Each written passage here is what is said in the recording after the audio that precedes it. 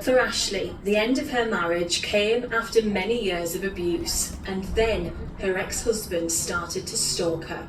If my car wasn't parked outside the house, he would park in the next street and he would get out of his car and walk round the back of my mum's. Your bedroom blinds haven't changed all weekend, you've been away all weekend, where have you been? We're not together, I didn't need to answer to you anymore, but he wanted to know my whereabouts all the time. You didn't need to answer to him when you were together. But my life wasn't like that. This device has been removed from the rear of this vehicle. On one occasion, Ashley's ex put a tracker on her car.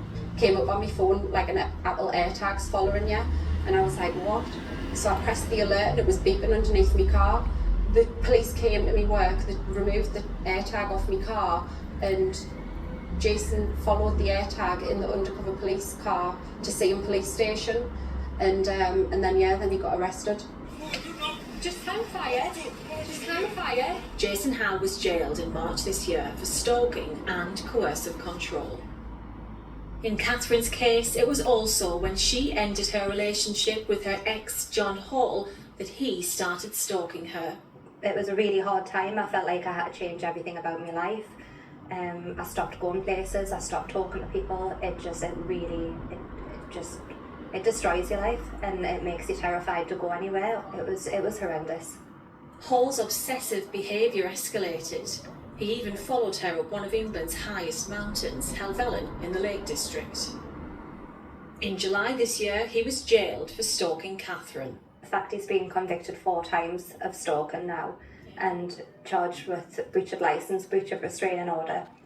He's spent a maximum of 3 months from all of that in prison, and I just don't think it's enough. And Ashley believes at times the law favours the stalkers over their victims. I got a phone call saying he's applying to change his exclusion zone, and all I'm doing as the victim is asking, I've changed jobs permanently, all I want is him not to be able to contact my new place of work.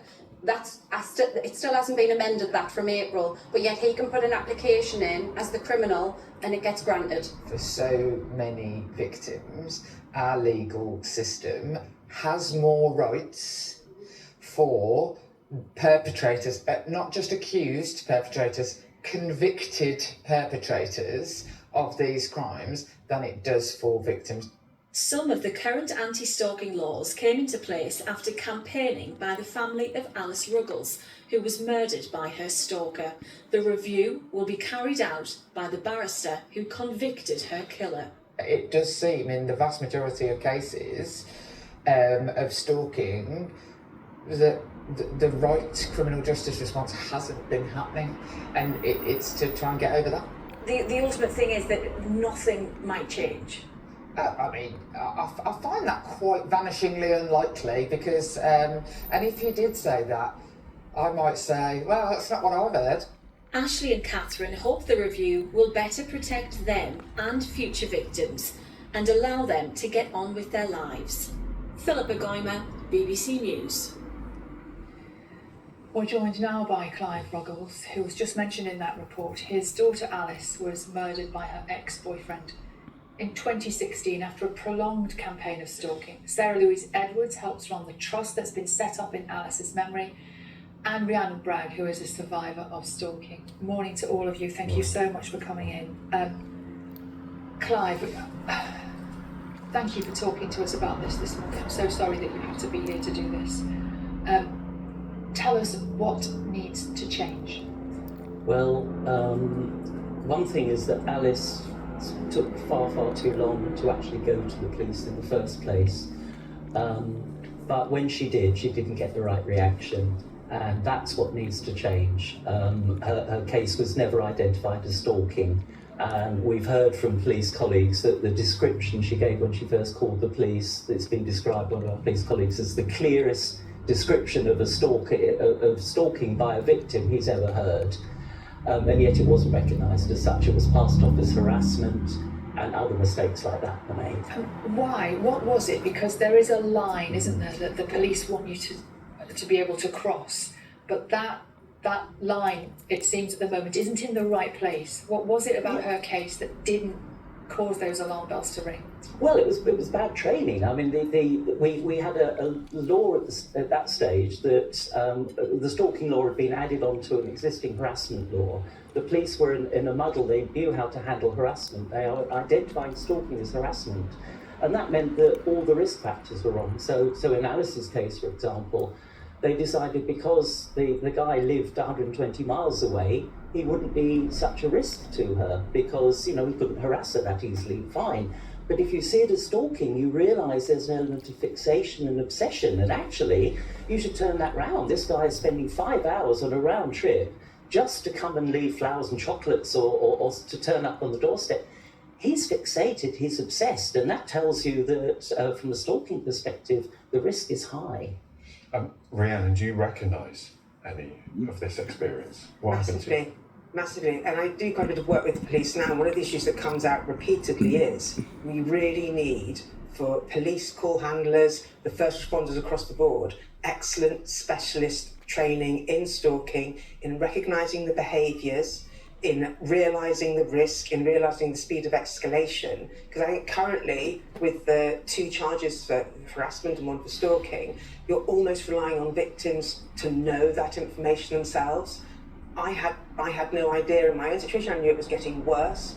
Mine was identified as harassment when it was very clearly stalking, and it proved to be much worse than to be first assessed as. So I think getting that training right, I'm fully supportive, and I'm really delighted to see that Richard Rice is doing the work that he's been doing. He's the absolutely key person to have picked, and yes, there is change needed, but if we don't get this first step right, that the people who victims are interacting with can realise what's happening, then the rest falls by the wayside. Because I wonder if when a person is reporting harassment or stalking, very often if they're in the centre of this, they might not recognise it themselves, might they? At all. And you are, very much in my case, I think for a lot of victims, you've been massively manipulated. You have got used to the behaviour. I've been being stalked during, I used the word relationship, it wasn't a relationship because that's a two-way thing.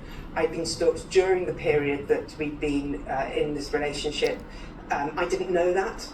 I hadn't recognised it as that. 6 calls when I was at IKEA with a friend, and by the 6th one they said, well, why, he knows you're with me, he knows we're here, it's just because he cares.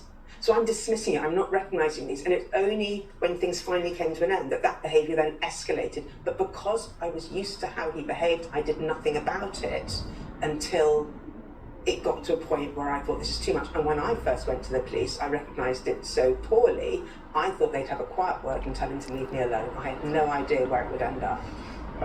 So, Louise, we heard in that report Jess Phillips saying actually even when victims go to the police, they find that the stalker has more rights than the victim. Is that true? Not necessarily in those terms, but there are lots of difficulties in recognising stalking. It is a complex crime. The legislation, the existing law actually doesn't define stalking. There is no legal definition of stalking. So this work is really important to try and improve some of that. And we need the police to have the right tools to be able to make those decisions, and not really even just the police, but all of those other parts of the system. We need social workers to be able to recognise what stalking is. We need victims to be able to clearly identify whether this is stalking or not if they're Googling and that type of thing. It's a largely misunderstood crime, and the legislation and the current form does not help with that. So what is it that tips it over the edge from harassment to stalking? It's about the pattern of behaviour, and it's about the drivers for that. So it's quite complex, and this is the issue really.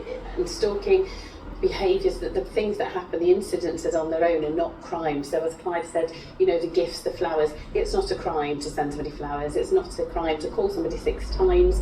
The pattern of behaviour is what makes it so complex, and then trying to differentiate between stalking, harassment, and then other crimes like coercive control, it's very complicated. We need